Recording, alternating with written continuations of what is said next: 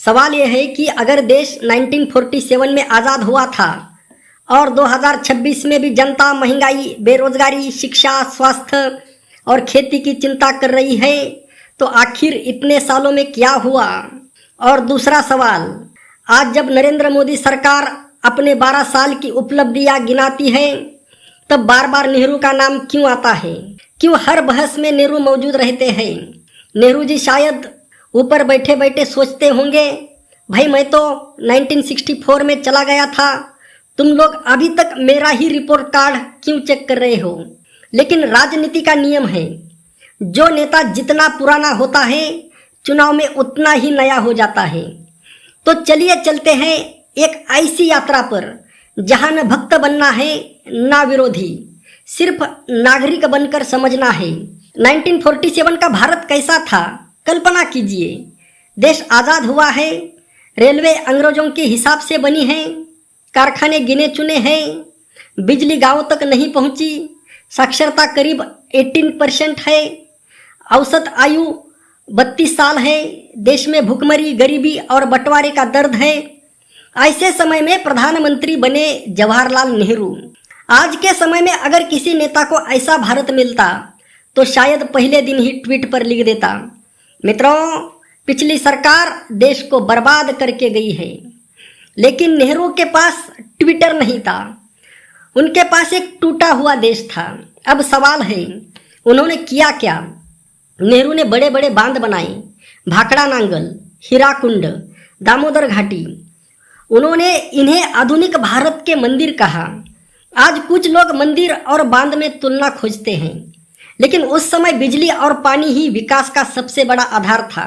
फिर आईआईटी बने, आईआईएम की नींव पड़ी, वैज्ञानिक संस्थान बने, परमाणु कार्यक्रम शुरू हुआ, इसरो की बुनियाद रखने वाली सोच विकसित हुई, सरकारी उद्योग स्थापित हुए, स्टील प्लांट बने, रेल नेटवर्क बढ़ा। उस समय सरकार मानती थी कि विकास का इंजन सरकार ही बनेगी। अब जरा 2026 के भारत में आइए, यहाँ सरकार कहती है कि विकास का इंजन निजी क्षेत्र बनेगा, यानी मॉडल बदल गया। एक तरफ नेहरू का समाजवादी मॉडल, दूसरी तरफ मोदी का बाजार केंद्रित मॉडल। दोनों का दावा एक है, देश का विकास। लेकिन जनता पूछती है, साहब विकास हुआ तो हमारी जेब में क्यों नहीं दिख रहा? यही से शुरू होती है महंगाई की कहानी। एक जमाना था जब दादी कहती थी 1 रुपए में पूरा बाजार आ जाता था। अब पोता कहता है, दादी 1 रुपए में तो मोबाइल का लॉक भी नहीं खुलता। महंगाई सिर्फ आंकड़ों में नहीं होती, महंगाई वह चीज़ है जो थाली में दिखाई देती है। दाल महंगी, तेल महंगा, सब्जी महंगी, गैस महंगी, बिजली महंगी, स्कूल की फीस महंगी, इलाज महंगा और वेतन वह अक्सर न्यूज चैनल की तरह शांत रहता है। अब समर्थक कहते हैं दुनिया भर में महंगाई बढ़ी है। बिल्कुल सही बात। कोरोना या युद्ध हुए, सप्लाई चेन प्रभावित हुई, लेकिन जनता पूछती है, जब पेट्रोल सस्ता था तब टैक्स बढ़ाकर महंगा क्यों किया गया? जब अंतर्राष्ट्रीय बाजार में तेल नीचे आया तो कीमतें उसी अनुपात में नीचे क्यों नहीं आई? ये सवाल है। और लोकतंत्र में सवाल पूछना अपराध नहीं होना चाहिए। अब रोजगार की बात करें। नेहरू के दौर में सरकारी नौकरियां बढ़ रही थी, सरकारी क्षेत्र का विस्तार हो रहा था। आज सरकार भर्ती कम और निजीकरण ज़्यादा दिखाई देता है। सरकार कहती है इससे दक्षता बढ़ेगी, विरोधी कहते हैं इससे रोजगार कम होगा। और युवा यह प्रतियोगी परीक्षा की किताब लेकर बैठा है।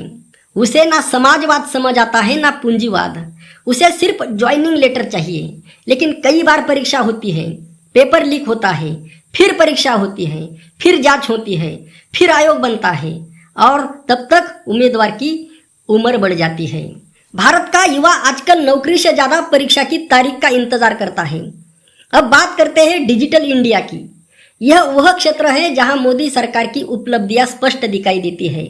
यूपीआई, डिजिटल भुगतान, ऑनलाइन सेवाएं, आधार आधारित सुविधाएं। आज गांव का दुकानदार भी क्यूआर कोड लेकर बैठा है। गांव रुपए की टॉफी भी ऑनलाइन बिक रही है। यह बदलाव बड़ा है।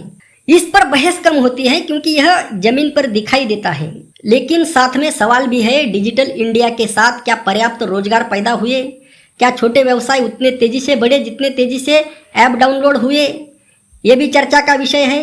अब खेती पर आइए।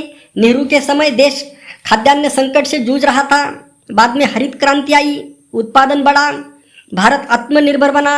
आज भारत दुनिया के बड़े कृषि उत्पादकों में है, लेकिन किसान आज भी परेशान है। उसकी फसल का दाम, बढ़ती लागत, खाद, डीजल, बीज सब महंगे। किसान सोचता है देश चांद पर पहुंच गया, मेरा गेहूं अभी भी मंडी की चक्कर काट रहा है। अब स्वास्थ्य की बात। नेहरू के समय संसाधन सीमित थे, अस्पताल कम थे, डॉक्टर कम थे। आज मेडिकल कॉलेज बड़े हैं, स्वास्थ्य ढांचा बड़ा हुआ है, लेकिन निजी इलाज इतना महंगा हो गया कि कई परिवार बीमारी से ज़्यादा अस्पताल के बिल से ज़्यादा डरते हैं।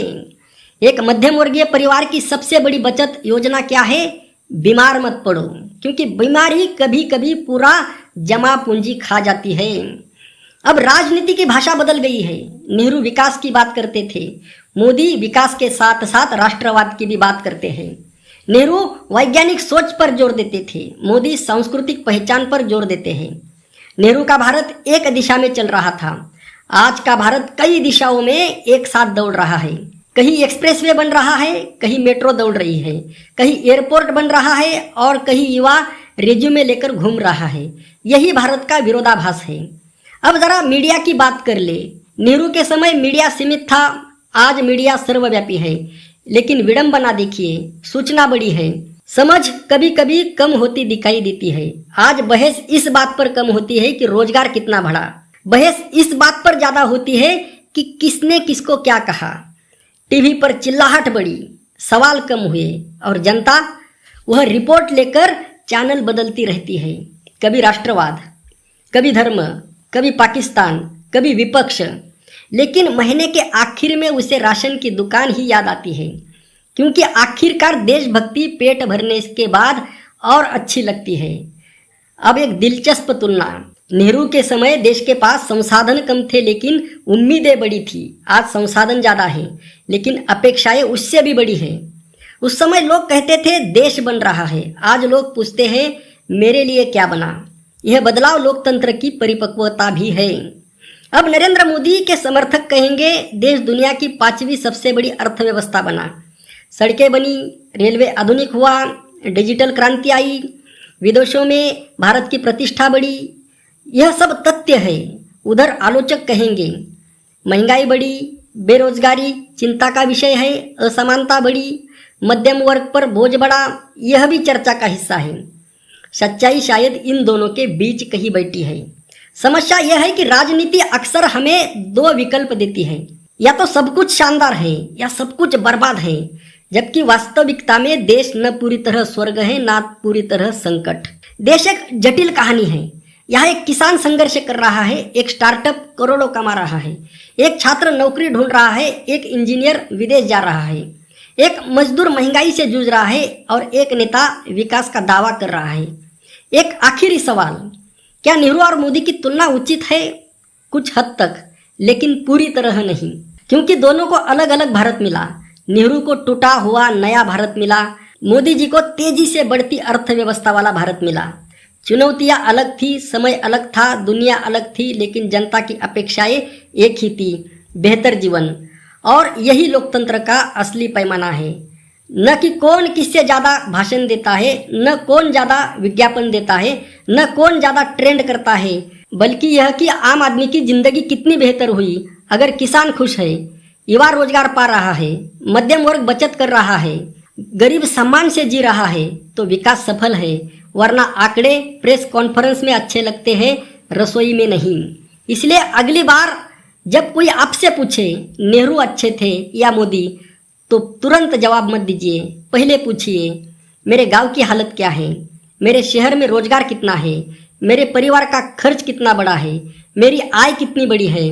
क्योंकि लोकतंत्र में सबसे बड़ा नेता आंकड़ा नहीं होता, सबसे बड़ा नेता नागरिक होता है। और जब नागरिक सवाल पूछना बंद कर देता है, तब राजनीति जवाब देना बंद कर देती है। तो सवाल पूछते रहिए, तुलना मत करिए, सोचते रहिए, क्योंकि देश किसी एक नेता से नहीं बनता, देश करोड़ों नागरिक की उम्मीदों, मेहनत और जागरूकता से बनता है। और शायद यही बात इतिहास हमें बार बार समझाने की कोशिश करता है। धन्यवाद। अगर वीडियो पसंद आया हो तो लाइक, शेयर और सब्सक्राइब जरूर करें। कमेंट में बताइए कि आपके अनुसार विकास का सबसे बड़ा पैमाना क्या होना चाहिए, जीडीपी, रोजगार, महंगाई नियंत्रण या आम आदमी की खुशहाली। अगले वीडियो में फिर मिलेंगे एक नए सवाल और एक नई कहानी के साथ।